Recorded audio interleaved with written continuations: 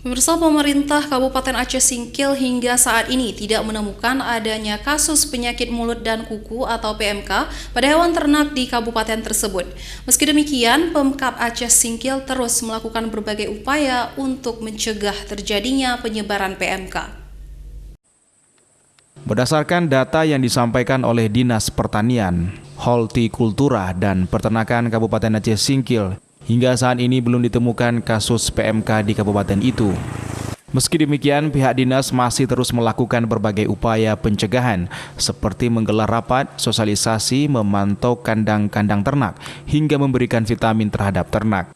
Selain itu, tim gabungan Pemkab dan kepolisian juga melakukan penyekatan jalur masuk hewan ternak di Kecamatan Danau Paris, yang merupakan perbatasan Aceh Singkil dan Tapanuli Tengah, Sumatera Utara.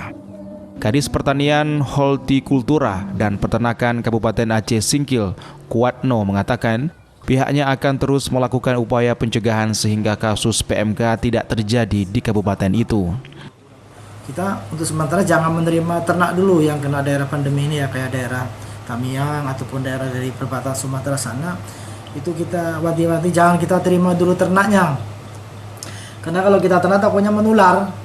Nah, karena kita masih di Aceh Singkil masih nol. Jadi kita tetap bekerja sama dengan para kadisnya ya, supaya jangan menerima ternak yang dari luar. Karena kalau kita terima nanti risikonya petani kita.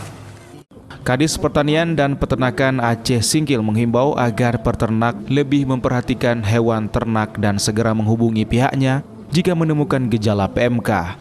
Warga diminta agar tidak menerima ternak dari luar daerah, khususnya dari wilayah yang telah terjangkit kasus PMK. Dari Kabupaten Aceh Singkil, Suparman Munte Ainus melaporkan.